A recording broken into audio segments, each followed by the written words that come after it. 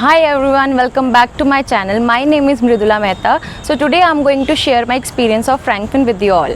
First of all, I'm not favoring or defaming any organization. I'm just sharing my experience. I'm not encouraging anyone to take admission or discouraging them to not.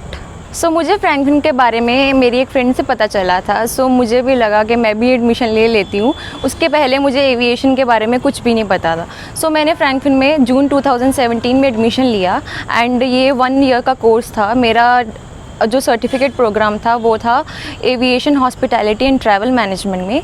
अगर हम बात करें fees की तो उस time पर मेरी जो फ़ीस थी वो 1,50,000 थी, जिसका वो डिस्काउंट हर एक को ही देते हैं, बट वो बोलते हैं कि हम आपको स्पेशल डिस्काउंट दे रहे हैं। एंड डिस्काउंट के बाद मेरी जो फ़ीस थी वो थी 1,27,500 टू बी प्रिसाइज।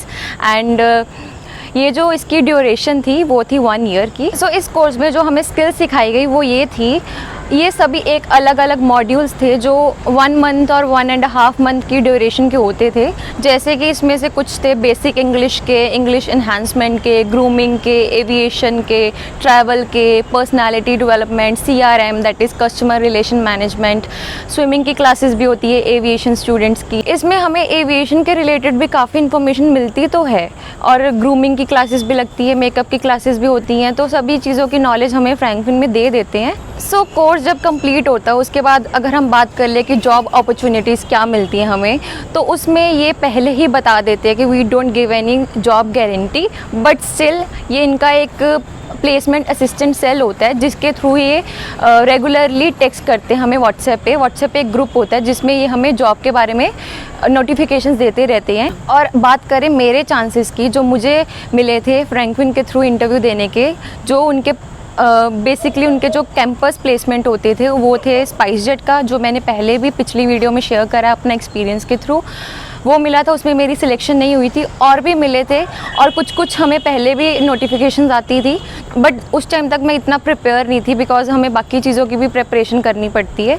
उसके लिए मैंने तब इंटरव्यूज़ नहीं दिए, बट रेगुलरली हमें जॉब के अपडेट्स आते रहते थे, चाहे कोई ट्रैवल कंपनी का हो, चाहे कोई होटल का हो, कुछ भी छोटी मोटी जॉब, बड़ी से बड़ी कोई भी जो। अब हम बात करें कि is it worth spending whatever amount they are charging right now, तो अगर मैं बोलूँ तो मैं बोलूँगी नो, बिकॉज़ हमें इतना पैसा फ्रैंकफिन में देने की कोई भी ज़रूरत नहीं है। जब मैंने एडमिशन ली थी तो मैं बिल्कुल भी अवेयर नहीं थी कि एविएशन होता क्या है। उस टाइम मुझे कोई गाइड करने वाला नहीं था, मैंने कोई वीडियोज़ वगैरह चेक नहीं करी थी। मैं 12th पास थी और मैं डायरेक्टली चले गई और फिर मैंने एडमिशन ले लिया। बट अगर अब हम बात करें तो हमारे पास बहुत सी ऐसी वीडियोज़ हैं यूट्यूब पे जो हम देख सकते हैं, जिससे हम अपनी पर्सनैलिटी को डेवलप कर सकते हैं। तो उसके लिए फ्रैंकफिन या और किसी भी अकेडमी में एडमिशन लेना और कोर्स करना इतने पैसे देकर, it is not worth it. और ऐसा मुझे लगता है, आपको जो लगता है वो आपका टेक है। अगर आपको लगता है कि आपको एडमिशन लेनी है तो आप ले सकते हैं। मुझे जो लगा अपने पैसे इतने लगाने के बाद, मैं वो अपना एक्सपीरियंस आपसे शेयर कर रही हूँ।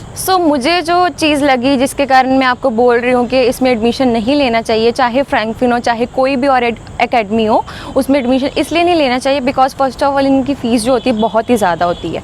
जब मैंने दिया था तब 1 लाख के पास था, 1,50,000 के पास था, और अब तो आई थिंक 2 लाख या 2,50,000 बहुत ज़्यादा फ़ीस होगी। इसमें इतने पैसे इन्वेस्ट करना just to get communication skills और ग्रूमिंग वगैरह, इसकी हम ऑनलाइन क्लासेस वैसे ले सकते हैं जो कि बहुत मिनिमम अमाउंट में दी जाती हैं, या फिर यूट्यूब की वीडियोस देख लें। अपने ऊपर हमें खुद काम कर सकते हैं, ये इतनी बेसिक चीज़ें हैं।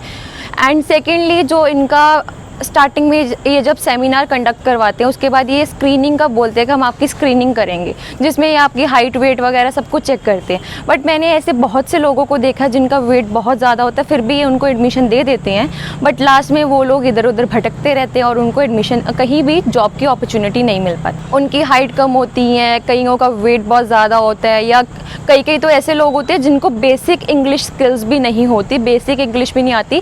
बिकॉज अब अगर आप कोई भी अकेडमी वगैरह यूज़ कर रहे हो तो वहाँ पर बेसिक स्किल की ज़रूरत है। फिर भी अगर आपको पहले से ही इंग्लिश बिल्कुल आती ही नहीं है, फिर आप वहाँ पर ले रहे हो एडमिशन, तो फिर कोई फ़ायदा नहीं है। और किसी का अगर समझ लो कोई एक्सीडेंटल मार्क है या फिर कोई स्कार्स वगैरह हैं, तो उनको भी एडमिशन मैंने देखा है मोस्टली मिल जाती है। जिनको आगे जब वो इंटरव्यू देने जाते हैं, रियल वर्ल्ड को फेस करते हैं, तो तब उनको बहुत ज़्यादा फेस करना पड़ता है प्रॉब्लम, और उनकी सिलेक्शन नहीं होती।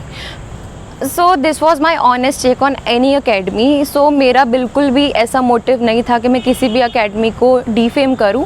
ये आपका खुद की चॉइस है और आपका पर्सनल थॉट है कि आपको एडमिशन लेना है या नहीं। मुझे लग रहा है कि मेरे शायद से पैसे वेस्ट हो गए हैं, जिसको मैं अगर कहीं और इन्वेस्ट करती तो मेरे लिए ज़्यादा बेटर होता। सो अगर आपको ये वीडियो पसंद आई तो please leave a like and subscribe to my channel, and इस वीडियो को अपने दोस्तों के साथ शेयर करें।